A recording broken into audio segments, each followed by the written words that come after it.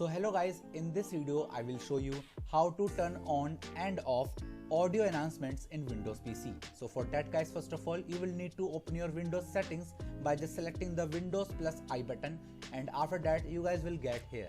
Now select on the sound option, and in the input category you guys can see this option called microphone.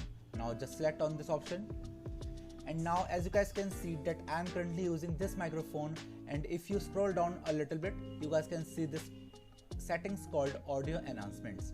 So now if you select on device default effects, you guys can see this option called off.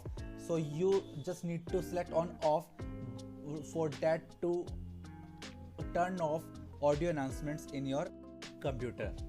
And if you want to turn on the settings, then you just need to select on the device default effects. So that's how you guys do it, and that's it for this video guys. If you find this video helpful, then make sure to subscribe to our channel, and thanks for watching.